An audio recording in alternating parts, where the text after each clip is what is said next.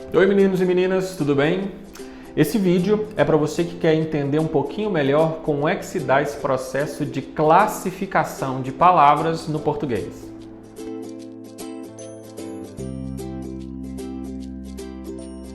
Então, para a gente entender por que as palavras são distribuídas em classes, é importante a gente entender um pouquinho como é que a gente funciona em sociedade.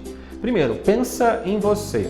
Quando você, por exemplo, se você trabalha num supermercado como operador de caixa, por exemplo, quando você chega em casa, a relação que você mantém com as pessoas lá na sua casa não é de operador de caixa, porque o lugar em que você está interfere no modo como você se relaciona com as pessoas.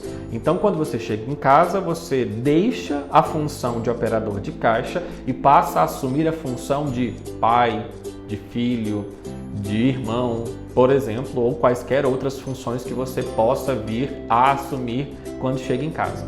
Quando você sai de casa e vai, sei lá, para o boteco com seus amigos, você naquele lugar assume outra função, que não é mais de pai, de irmão, de filho, mas é de colega, de amigo. No outro dia você volta para o seu trabalho no supermercado, você assume a função de operador de caixa novamente. Por que eu estou dando esse exemplo?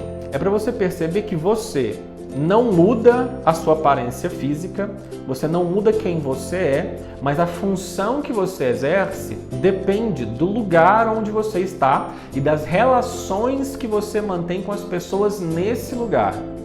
O que isso tem a ver com classificação de palavras, por exemplo, com as 10 classes de palavras? É que as palavras que compõem o léxico do português ou de qualquer outra língua, elas assumem uma função quando elas estão inseridas no texto e dentro do texto elas podem manter relações com outras palavras. Então eu posso dizer que a mesma palavra, dependendo das relações que ela mantém dentro do texto, pode assumir classificações diferentes porque ela vai assumir funções diferentes. Como é que isso funciona, mais ou menos? Você tem, por exemplo, a palavra menino. Em uma frase, você pode dizer que o menino estuda muito. E nesse lugar em que eu coloquei essa frase, menino, ela assume a função de dar nome para um ser, que é uma criancinha, né? A gente imagina que seja um ser humano de pouca idade, do gênero masculino, por isso que eu chamei de menino. Mas em outro momento, você pode estar discutindo com um colega seu e acha que ele é muito infantil e fala: nossa, você é muito menino, amadureça. Quando você chama alguém de menino, não com o intuito de dar um nome para essa pessoa, mas de dar uma característica para ela, essa mesma palavra menino agora assume uma outra função no texto. É a mesma palavra. As letras que compõem essa palavra são as mesmas. A função dessa palavra é que mudou e, portanto, ela vai receber uma classificação diferente. Do mesmo jeito que nós assumimos funções diferentes nos lugares aonde a gente vai todos os dias, as palavras também assumem funções de acordo com os textos em que elas estão inseridas. E é importante a gente levar isso em consideração na hora de estudar classe de palavras. Então, quando eu vou estudar classe de palavras, eu não posso ter em mente que uma palavra sempre pertence à mesma classificação. Por exemplo, vamos estudar a lista dos adjetivos ou a lista dos substantivos. Porque nessa lista de substantivo, por exemplo, pode ter uma palavra que ora vai assumir função de substantivo, mas ora vai assumir função de adjetivo, por exemplo. Depende da relação que ela mantenha dentro do texto. Então, por exemplo, eu tenho a palavra olhar. Olhar pode ser substantivo, quando eu falo o olhar da menina é muito bonito. Mas se eu tirar ela daí e falar que pare de olhar para os lados, olhar agora não é substantivo mais, agora é verbo, porque a relação que ela mantém, que essa palavra mantém com as outras dentro do texto, faz com que ela assuma outra função. Então eu estudo classe de palavras não para decorar quais palavras funcionam como substantivo, adjetivo, verbo, mas para entender que o que uma palavra precisa fazer ou como uma palavra precisa se relacionar com as outras dentro de um texto para que ela seja classificada como substantivo. Para a gente entender um pouquinho melhor isso, vamos fazer um processo de regressão. Vamos lembrar da época em que você nasceu. Como é que você aprendeu a falar? Você aprende, provavelmente, né? Todas as pessoas aprendem a falar ouvindo outras pessoas. Então você está lá, nenenzinho, acabou de nascer, não tem nenhuma palavra ainda arquivada ali para poder interagir com os outros, então você chora. Mas aí as pessoas ao seu redor conversam e você fica ouvindo essas pessoas conversarem, e nesse processo de ouvir as pessoas conversarem, você começa a arquivar palavras. Imagina que, uma metáforazinha, tá? Imagina que no seu cérebro há um armário daqueles tipo arquivo que tem várias gavetas. No caso, o seu armário vai ter 10 gavetas. Só que quando você nasceu, essas gavetas estão vazias. E à medida que você vai ouvindo as pessoas conversarem perto de você, você vai pegando essas palavras que as pessoas vão dizendo e vai arquivando essas palavras nessas gavetas. Só que você sabe que você é uma pessoa bem organizada e você não simplesmente pega as palavras e joga aleatoriamente nas gavetas. Você sabe que para ficar bem organizado, você separa as gavetas por função. Então, por exemplo, se alguém fala perto de você assim, "A mamãe chegou", você não vai pegar simplesmente a frase "A mamãe chegou" e jogar dentro de uma gaveta. Você vai separar, assim como você separa as meias das cuecas, das luvas dentro da sua gaveta lá no seu armário, você faz a mesma coisa com as palavras.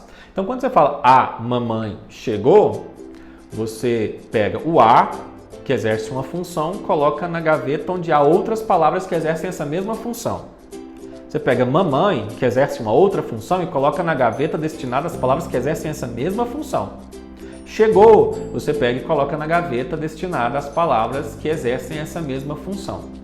Beleza. Quando você tem arquivado essas palavras, "a mamãe chegou", dá uma hora que você consegue usar essas palavras. Mas tá vendo que você tem pouco instrumento para poder formar frases muito complexas? Então você consegue repetir no máximo "a mamãe chegou". Você já viu que crianças têm meio essa tendência de repetir o que os adultos falam.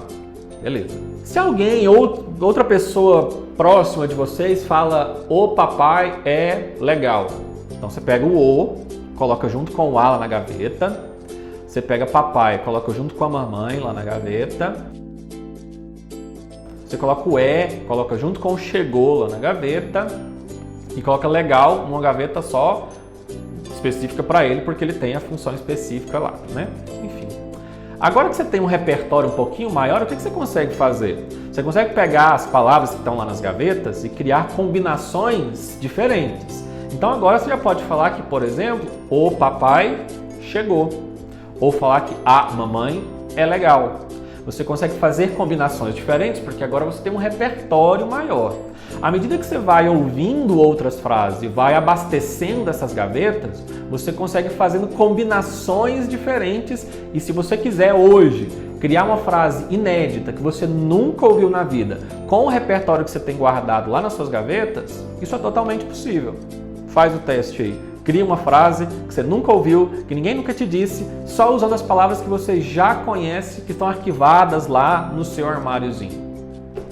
100% possível. Beleza. Só que quando você vai tirar as palavras do armário e colocar numa estrutura para formar a frase, eu também não posso colocar essas palavras em qualquer lugar, porque cada uma dessas palavras assume uma função. Dá uma olhada nesse esqueminha que eu vou mostrar para vocês aqui, ó. Eu coloquei 6 frases e essas frases estão compostas por palavras que estão agrupadas de acordo com a gaveta em que elas deveriam estar.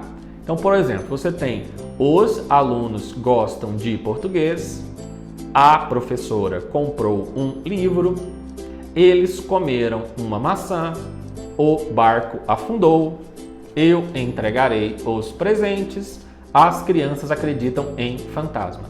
Perceba que onde está azul, todas as palavras exercem a mesma função. Onde está amarelo, todas as palavras exercem a mesma função.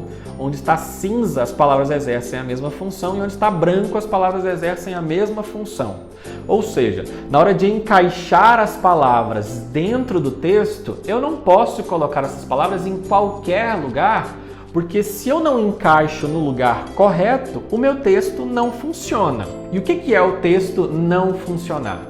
Eu não consigo que as outras pessoas decodifiquem aquilo que eu codifiquei e pode haver um negócio que a gente chama de ruído na comunicação. O que é o ruído na comunicação? É quando eu até tenho a intenção de produzir um texto, eu produzo esse texto, mas ele não está bem organizado o suficiente para que as outras pessoas consigam decodificá-lo da forma que eu quero que elas façam isso. Elas não interpretam o meu texto com as intenções que eu tinha quando eu produzi. Quando eu vou produzir um texto, eu preciso pensar que as palavras não podem ser colocadas aleatoriamente no meu texto. Elas precisam ser organizadas nesse texto de acordo com a função que elas exercem. No português, nós temos 10 classes de palavras e essas 10 classes exercem 10 funções diferentes. O que isso significa? Que quando eu vou produzir um texto, eu preciso pensar que eu tenho no meu repertório 10 possibilidades de uso para quando eu for escrever e para quando eu for falar também. E que eu não posso simplesmente abrir minhas gavetas aleatoriamente e pegar quaisquer palavras e colocar na estrutura. Eu preciso pensar qual é a função que essa palavra exerce e, dependendo da função que ela exerce, qual é o lugar em que ela vai se encaixar no meu texto. Porque se eu coloco uma palavra que não se encaixa no lugar, o meu texto pode não funcionar. Isso significa que a interação vai ficar comprometida.